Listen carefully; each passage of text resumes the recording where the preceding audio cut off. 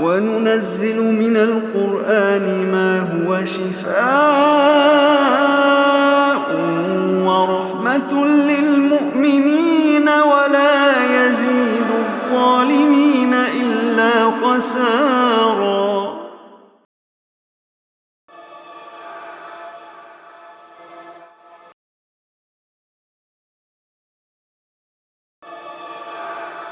ان الذین آمنوا، بے شک وہ لوگ جو ایمان لائے، والذین ہادوا، اور وہ جو یہودی ہوئے۔ اس آیت کے حوالے سے ذرا یاد رکھیں، اس اسلوب کی اور آیات بھی قرآن مجید میں آتی ہیں، اور اس سے پھر بہرحال ہمارے جو جدید دانشور ہیں وہ بڑے غلط قسم کے نتائج برآمد کرنے کی کوشش کرتے ہیں۔ اللہ فرمانے وہ لوگ جو ایمان لائے یعنی مسلمان ہیں، والذین ہادوا، اور وہ جو یہودی ہوئے، والنصارى، اور وہ جو عیسائی ہیں، والصابئین، اور جو صابی ہیں۔ من آمن باللہ، جو کوئی ایمان لایا اللہ پر، والیوم الاخر، اور آخرت کے دن پر، وعمل صالحا، اس نے اچھا عمل کیا، فلہم اجرہم عند ربہم، تو ایسے لوگوں کے لیے اجر ہے ان کے رب کے پاس، ولا خوف علیہم، ان کے لیے ان کی کوئی خوف نہیں ہوگا، ولا ہم یحزنون، اور نہ ہی کبھی وہ غمگین ہوں گے۔ نتیجہ یہ نکالا جاتا ہے کہ انسان کسی بھی مذہب میں چلا جائے، بس اللہ کو اور آخرت کو مانتا ہو تو پھر وہ آخرت میں کامیابی حاصل کرنے کا امیدوار بن سکتا ہے۔ یہ اس کا مفہوم ہرگز نہیں۔ یہودی وہ کامیاب ہیں جو حضرت عیسیٰ علیہ السلام کے تشریف لانے سے پہلے صحیح یہودیت پر قائم تھے، اس لیے کہ اس وقت تو حق کا دین یہی تھا۔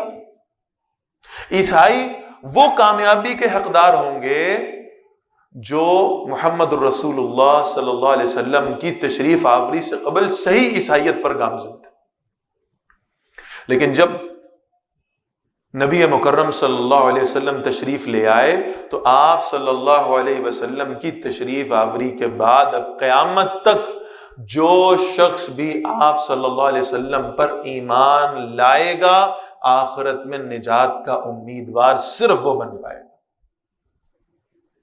یہ ان یہودیوں کی بات ہو رہی ہے جو عیسیٰ علیہ السلام سے قبل ہیں، ان عیسائیوں کی بات ہو رہی ہے جو رسول اللہ صلی اللہ علیہ وسلم سے پہلے ہیں۔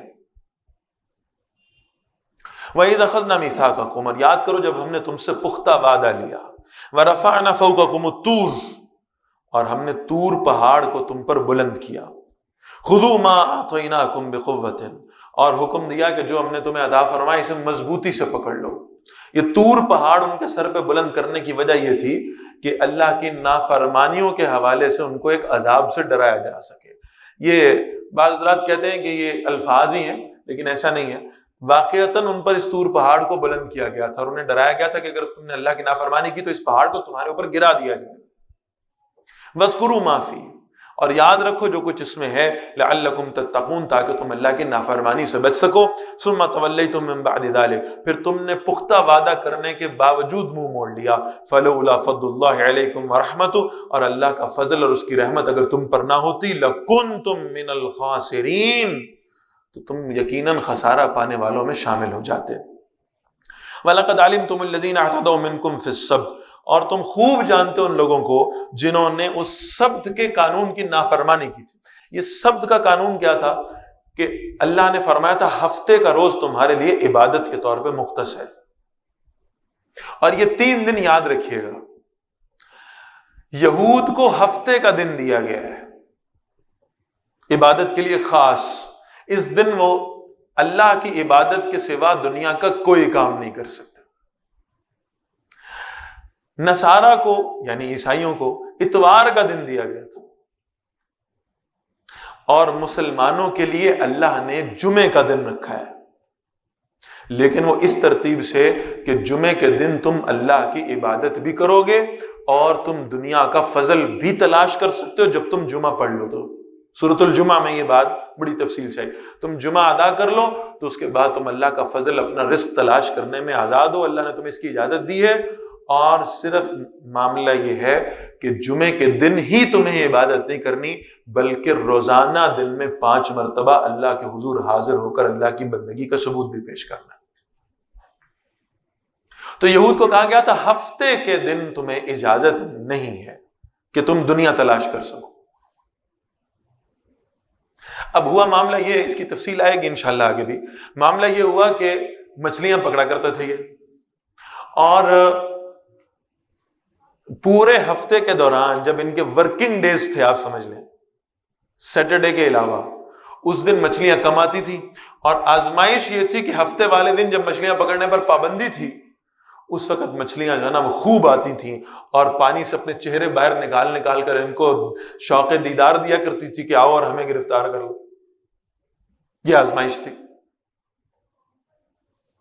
یہ بالکل ایسا ہی ہے، اس کو آپ ذرا آج کے محاورے میں سمجھیں تو صبح 9-10 بجے دکان کھولنے والا دکان پر بیٹھا رہے گا، گاہک پورے 1:15 بجے پہنچے گا، اس لیے کہ ظہر کی نماز کا وقت ہوا چاہتا۔ آزمائش ہے، صبح سے کوئی گاہک نہیں آیا، اب خیال آئے گا پہلا گاہک آیا ہے، پہلا کسٹمر آیا ہے، اس کو انٹرٹین کر لوں، نماز تو بعد میں بھی پڑھ لوں گا۔ آزمائش یہ ہے کہ تم کسے پرائرٹی دیتے ہو، تمہاری ترجیحات کیا ہیں۔ تو ان لوگوں نے، ان یہود نے سبت کے قانون کی خلاف ورزی کی، اور وہ یوں کہ انہوں نے اپنے تئیں اللہ کو چکر دینے کی کوشش کی، معاذ اللہ۔ وہ جال بچھا دیتے تھے جمعے کے دن، ہفتے کو مچھلیاں آتی تھی، اتوار کے روز جا کے پکڑتے تھے، کہتے تھے یا اللہ ہم نے تو ہفتے کے دن تو کوئی کام نہیں کیا۔ اللہ تعالیٰ کے حکم کی خلاف ورزی، اور اس پر پھر ان کا انجام کیا ہوا ہے، بڑے شدید الفاظ ہیں۔ فَقُلْنَا لَهُمْ، تو ہم نے ان سے کہا كُونُوا قِرْدَةً خَاسِعِينَ، اللہ کی نافرمانی کی سزا یہ ہے کہ اب تم پھٹکارے ہوئے، ذلیل ہوئے بندر بن جاؤ۔ ان کی شکلیں تبدیل کر دی گئی، بندر بنا دیا گیا۔ ہو سکتا ہے کہ کوئی ڈارون کے آباء و اجداد بھی شاید انہی لوگوں میں سے ہوں جن کے بارے میں وہ گمان کرتا ہے کہ انسان پہلے بندر میں سے تھا، لیکن بہرحال یہ بالکل واضح بات ہے کہ اللہ نے ان کے چہرے تبدیل کر دیے تھے۔ فَجَعَلْنَاهَا نَقَالًا لِمَا بَيْنَ يَدَيْهَا، پھر ہم نے اس سزا کو عبرت بنایا ان کے لیے جو ان کے سامنے تھے، وَمَا خَلْفَهَا، اور جو اس کے بعد آنے والے تھے، وَمَوْعِظَةً لِلْمُتَّقِينَ، اور یہ نصیحت تقوی اختیار کرنے والوں کے لیے۔ وَإِذْ قَالَ مُوسَىٰ لِقَوْمِهِ، اور یاد کرو جب موسیٰ علیہ السلام نے کہا اپنی قوم سے، إِنَّ اللَّهَ يَأْمُرُكُمْ أَن تَذْبَحُوا بَقَرَةً، بے شک اللہ تمہیں حکم دیتا ہے کہ گائے کو ذبح کرو۔ قَالُوا أَتَتَّخِذُونَا هُزُوًا، انہوں نے کہا آپ ہم سے مذاق کر رہے ہیں۔ اچھا اب یہ ذرا دو باتیں اس آیت کے حوالے سے سمجھ لیں غور سے۔ پہلی بات یہ تھی کہ یہ جو بچڑے کا واقعہ ہوا تھا وہ سونے کا بچڑا بنایا گیا تھا، اس کی عبادت کرتے تھے۔ تو موسیٰ علیہ السلام واپس آئے، انہوں نے اس پر غصے کا اظہار کیا، اس بچڑے کو بھی ضائع کروا دیا۔ اس کے بعد اس قوم میں گائے پیدا ہوئی، اور یہ گائے تقریباً گولڈن کلر کی تھی، یہ جو زردی مائل سنہرا رنگ ہے، اور انہیں گمان ہونا شروع ہو گیا کہ شاید یہ گائے بھی اسی بچڑے سے، یعنی ہمارے نام نہاد خدا سے کوئی مناسبت رکھتی ہے، لہٰذا انہوں نے اس گائے کو خاص پروٹوکول دینا شروع کر دیا۔ اس کو چارہ کھلانا یہ اپنی سعادت سمجھا کرتے تھے، اس سے کوئی مشقت کا کام بھی نہیں لیتے تھے، اس کی خدمت کیا کرتے تھے۔ اسی گائے پر اس سورہ مبارکہ کا نام ہے بقرہ۔ تو موسیٰ علیہ السلام نے آ کر کہا کہ اللہ فرما رہے ہیں گائے کو اللہ کے راستے میں ذبح کرو۔ یہیں تک رکے رہتے، خاموشی سے اللہ کا حکم مانتے، کوئی گائے پکڑتے، ذبح کرتے اور فارغ ہو جاتے، آسان کام ہوتا۔ قالوا اتتخذونا ہزوا، انہوں نے کہا مذاق کر رہے ہیں موسیٰ ہمارے ساتھ، مذاق کر رہے ہیں۔ اب ذرا موسیٰ علیہ السلام کا جواب سن لیں، اور یہ میرے آپ کے لیے بہت اہم ہے سمجھنا۔ قال، موسیٰ علیہ السلام نے فرمایا اعوذ باللہ ان اکون من الجاہلین، اللہ کے حکموں میں مذاق کر کے میں جاہلوں میں شمار نہیں ہونا چاہتا، میں اللہ کی پناہ مانگتا ہوں اس سے۔ شاعر اللہ میں مذاق اور ان کی توہین یہ انسان کو جہالت کے راستے پہ لے جاتی ہے۔ کتنا آسان ہے شاعر اللہ پہ جو ہے نا وہ لطیفے بنانا، اہل دین کی تضحیق پر لطیفے بنانا، اللہ کے احکامات کا مذاق اڑانا، کتنا آسان بنا دیا گیا آج کے دور میں۔ موسیٰ علیہ السلام جیسے اولو العزم پیغمبر اللہ کی پناہ مانگ رہے ہیں کہ کہیں میں جاہلوں میں شمار نہ ہو جاؤں کہ میں اللہ کے احکامات کو مذاق کے طور پہ بیان کروں۔ قالوا ادع لنا ربک، کہنے لگے اچھا ذرا اپنے رب سے درخواست کر لیں ہمارے لیے، یبین لنا ما ہی، ذرا واضح کر دیں ہمارے لیے کہ وہ گائے کیا ہے۔ قال انہ یقول، موسیٰ علیہ السلام نے کہا بے شک اللہ فرماتے ہیں انہا بقرۃ، ایک گائے ہے وہ ایسی ہو لا فارض ولا بکر، نہ بوڑھی ہو اور نہ بالکل چھوٹی عمر کی، بچیاں بھی نہ ہو اور بوڑھی بھی نہ ہو، عوان بین ذالک، ان کے درمیان بالکل اوسط عمر کی گائے ہو، ففعلوا ما تؤمرون۔ آپ ذرا دیکھیے اللہ کے پیغمبر کی اپنی امت سے محبت کیا ہے، ساتھ ساتھ نصیحت کر رہے ہیں، ففعلوا ما تؤمرون، جو حکم ہو رہا ہے کر دو، مزید سوال مت پوچھو، غیر ضروری تفصیلات میں اپنے آپ کو مت الجھاؤ، جو اللہ کا حکم ہے کر گزرو۔ قالوا ادع لنا ربک، کہنے لگے ذرا ایک مرتبہ پھر اللہ سے درخواست کریں، یبین لنا ما لونھا، ذرا ہمارے لیے واضح کر دیں اس گائے کا رنگ کیسا ہو۔ پہلے عمر کا سوال تھا، اب رنگ کا سوال، ذرا واضح کریں وہ رنگ کیسا ہو اس کا۔ قال انہ یقول، موسیٰ علیہ السلام نے فرمایا بے شک اللہ فرماتے ہیں، انہا بقرۃ صفراء، بے شک وہ زرد رنگ کی گائے، وہی سنہرا رنگ جس کی وجہ سے یہ تشبیہ دے رہے تھے اس گائے کو اس نام نہاد خدا کے ساتھ، اس بچڑے کے ساتھ، اس کو قربان کرنے کا حکم دیا گیا ہے کہ جو شے تمہیں اللہ کی عبادت سے روکے اور تمہیں شرک میں مبتلا کرے اسے اللہ کے راستے میں قربان کر دو۔ فاقع لونھا، اس کا رنگ گہرا ہے، تسر الناظرین، دیکھنے والوں کو بڑی بھری لگتی ہے، بڑی خوبصورت لگتی ہے۔ قالوا ادع لنا ربک، کہنے لگے ذرا اپنے رب سے پھر درخواست کر دیں، یبین لنا ما ہی، ذرا واضح کر دیں کہ ہمارے لیے وہ گائے کیا ہے۔ اصل میں اس ایک خاص گائے کو یہ اللہ کے راستے میں قربان نہیں کرنا چاہ رہے تھے، اور گھوم کر آئے بہرحال اسی پر ہے۔ ان البقرہ تشابہ علینا، بے شک ہمارے لیے گائیں ملتی جلتی سی ہیں، وَإِنَّا إِن شَاءَ اللَّهُ لَمُهْتَدُونَ، بے شک اگر اللہ نے چاہا ہمیں ہمارے سارے سوالوں کا جواب مل گیا پھر ہم ہدایت پہ آ جائیں گے۔ قال انہ یقول، موسیٰ علیہ السلام نے فرمایا بے شک اللہ فرماتے ہیں، انہا بقرۃ لا ذلول تصیر الارض، بے شک وہ گائے ہے جو سدھائی بھی نہیں ہے، ولا تسقی الحرث، اور وہ نہ کھیتی کو پانی دیتی، یعنی میں عرض کر رہا تھا نا کہ اس گائے کو انہوں نے خاص پروٹوکول دیا ہوا تھا، اس سے کوئی محنت بھی نہیں کرتے تھے، اس سے کوئی کام بھی نہیں لیتے تھے۔ مسلمۃ لا شیء فیہا، بالکل سالم ہے، اس کے اندر کوئی عیب نہیں ہے۔ قالوا الآن جئت بالحق، کہنے لگے اب آپ صحیح بات لے آئے ہیں، ہم پہنچ گئے اس گائے تک۔ فذبحوها، اللہ فرما رہے ہیں انہوں نے اس متعین گائے کو ذبح تو کر دیا، وما کادوا یفعلون، لیکن وہ ایسا کرنا چاہتے نہیں تھے، وہ دلوں میں شرک جو ابھی تک جڑیں گاڑے بیٹھا تھا وہ انہیں ایسا کرنے سے روکتا تھا۔ وَإِذْ قَتَلْتُمْ نَفْسًا، اور یاد کرو جب تم نے ایک شخص کو قتل کر دیا، فَادَّارَأْتُمْ فِيهَا، پھر تم اس کے بارے میں جھگڑا کرنے لگے، قاتل کا پتہ نہیں چل رہا تھا کہ قتل کس نے کیا ہے۔ واللہ مخرج ما کنتم تکتمون، اور اللہ ظاہر کرنے والا تھا جو تم چھپا رہے تھے۔ فَقُلْنَا اضْرِبُوهُ بِبَعْضِهَا، تو اللہ نے فرمایا اس مقتول کو، یہ جو گائے تم نے ذبح کی نا، اس کے گوشت کے ایک ٹکڑے سے مارو۔ كَذَلِكَ يُحْيِي اللَّهُ الْمَوْتَى، ایسے اللہ مردوں کو زندہ کرتے ہیں، وَيُرِيكُمْ آيَاتِهِ، اور اللہ تمہیں اپنی نشانیاں دکھاتے ہیں، لَعَلَّكُمْ تَعْقِلُونَ، تاکہ تم سمجھ سکو۔ اب ذرا غور کریں، یعنی یہ کہا گیا کہ اس گائے کے گوشت کا ایک ٹکڑا جو ہے نا، اس کو اس مردے کے ساتھ ٹچ کرو۔ انہوں نے ایسے ہی کیا، وہ مردہ چند لمحوں کے لیے زندہ ہوا، اس نے اپنے قاتل کا نام بتایا اور دوبارہ مر گیا۔ مقصود یہ تھا کہ اللہ ان کے سامنے یہ مثال رکھ سکے کہ اللہ مردوں کو ایسے زندہ کرنے کی طاقت رکھتے ہیں جیسے یہ مردہ زندہ ہوئے۔ اور انہوں نے اس سے کیا گمان لیا، دیکھا ہم کہتے تھے نا یہ گائے بڑی مقدس گائے ہے، اس کے گوشت کے ایک ٹکڑے میں اتنی طاقت ہے کہ مردہ زندہ کر سکے، کہتے تھے نا۔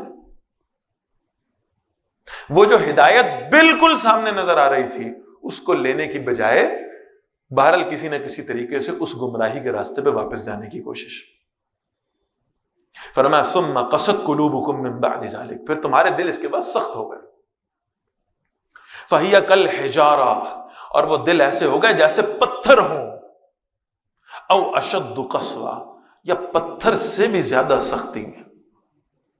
اس لیے کہ پتھروں کے بارے میں تو میرے رب نے فرمایا اگر ہم اپنا کلام ان پتھروں پر، ان پہاڑوں پر نازل کرتے وہ بھی اللہ کے خوف سے ریزہ ریزہ ہو جاتے۔ لو انزلنا هذا القرآن على جبل لرأيته خاشعا متصدعا من خشیۃ اللہ، لگتا ہے تمہارے دل تو پتھروں سے بھی زیادہ سخت ہو گئے کہ اللہ کا کلام اب ان پر اثر نہیں کر رہا۔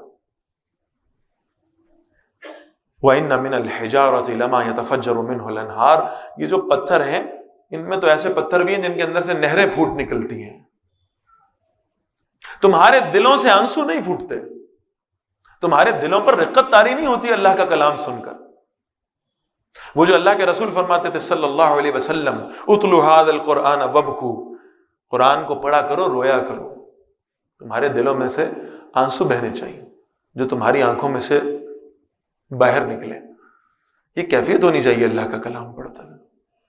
وَإِن لَّمْ تَبْكُوا فَتُبَاكُوا، اگر اتنے سخت ہو گئے ہو کہ رو نہیں پا رہے تو کم از کم تمہارے چہرے رقت انگیز ہو جانے چاہیے. رونے والے چہرے تو بن جائیں اللہ کا قرآن پڑھ کے. اور اگر یہ بھی نہیں ہو رہا تو شاید تمہارے دل پتھروں سے زیادہ سخت ہو گئے. فرمایا وَإِنَّ مِنْهَا لَمَّا يَشَّقَّقُ فَيَخْرُجُ مِنْهُ الْمَاءُ، اور ان میں سے یقیناً ایسے بھی ہیں جب پھٹتے ہیں تو ان میں سے پانی بہنے لگتا ہے. وَإِنَّ مِنْهَا لَمَا يَهْبِطُ مِنْ خَشْيَةِ اللَّهِ، اور پھر ان میں سے ایسے بھی ہیں جو اللہ کے سامنے گر پڑتے ہیں اللہ کے خوف سے. وَمَا اللَّهُ بِغَافِلٍ عَمَّا تَعْمَلُونَ، اور جو عمل تم کر رہے ہو اللہ اس سے ہرگز غافل نہیں ہے. أَفَتَطْمَعُونَ أَن يُؤْمِنُوا لَكُمْ، اے مسلمانوں تم یہ امید رکھتے ہو کہ یہ یہودی تمہاری بات مان لیں گے؟ تمہیں لگتا ہے یہ تمہارے بڑے مخلص ہیں، تمہارے دوست ہیں، تمہارا ساتھ دیں گے کسی مرحلے پر. وَقَدْ كَانَ فَرِيقٌ مِّنْهُمْ، حالانکہ ان میں سے ایک گروہ ایسا ہے، کچھ لوگ، کچھ ایکسپشنل لوگ ایسے ہیں، يَسْمَعُونَ كَلَامَ اللَّهِ، اللہ کا کلام سنتے ہیں، ثُمَّ يُحَرِّفُونَهُ، پھر اسے بدل دیتے ہیں، مِن بَعْدِ مَا عَقَلُوهُ، اس کے بعد کہ اسے سمجھ لیتے ہیں، وَهُمْ يَعْلَمُونَ، جبکہ وہ اس کو جانتے ہیں. یعنی نیک لوگ بھی ان کے اندر موجود ہیں، لیکن کچھ ایسے بھی ہیں جو اللہ کا کلام تبدیل کرنے والے ہیں، سمجھنے کے باوجود اللہ کے کلام کی ایسی تعویلات پیش کرتے ہیں جو ان کے مقاصد کے لیے درست ثابت ہو. وَإِذَا لَقُوا الَّذِينَ آمَنُوا، اور جب یہ یہودی ملتے ہیں ایمان والوں سے، قَالُوا آمَنَّا، کہتے ہیں ہم بھی ایمان لائے. وَإِذَا خَلَا بَعْضُهُمْ إِلَىٰ بَعْضٍ، اور جب تنہائی میں ہوتے ہیں دوسروں کے پاس، قَالُوا أَتُحَدِّثُونَهُمْ بِمَا فَتَحَ اللَّهُ عَلَيْكُمْ، کہتے ہیں کیا تم مسلمانوں کو وہ باتیں بتاتے ہو جو اللہ نے تم پر واضح کی ہیں، لِيُحَاجُّوكُمْ بِهِ عِندَ رَبِّكُمْ، تاکہ وہ تم سے جھگڑا کریں تمہارے رب کے پاس. افلا تعقلون، تو کیا تم سمجھتے نہیں؟ اولا يعلمون، اور کیا وہ جانتے نہیں ہیں، ان اللہ يعلم ما يسرون وما يعلنون، کہ جو کچھ وہ چھپاتے ہیں اور جو کچھ وہ ظاہر کرتے ہیں اللہ تعالیٰ اس سے واقف ہے. ومنهم امیون، ان میں سے بعض ایسے بھی ہیں جو امی ہیں، ان پڑھ ہیں. لا يعلمون الکتاب الا امانیہ، اللہ کی کتاب کو سوائے جھوٹی امیدوں کے کچھ نہیں جانتے. خود ہمارے مسلمانوں کے ہاں کتنی بڑی اکثریت ایسے لوگوں کی موجود ہے جن کے پاس اللہ کی کتاب کا علم نہیں ہے، اپنی امیدوں پر، اپنے خیالات پر، اپنے فائدوں کے لیے اللہ کی کتاب کی تشریحات کرتے ہیں. وَإِنْهُمْ إِلَّا يَظُنُّونَ، اور بس گمان ہے اللہ کے بارے میں جو کرتے جا رہے ہیں. فَوَيْلٌ لِّلَّذِينَ يَكْتُبُونَ الْكِتَابَ بِأَيْدِيهِمْ، ہلاکت ہے ان لوگوں کے لیے جو اپنے ہاتھوں سے فتویٰ لکھتے ہیں، اپنے ہاتھوں سے کوئی رائے لکھتے ہیں. ثُمَّ يَقُولُونَ هَذَا مِنْ عِنْدِ اللَّهِ، اور پھر کہتے ہیں یہ اللہ کی طرف سے ہے.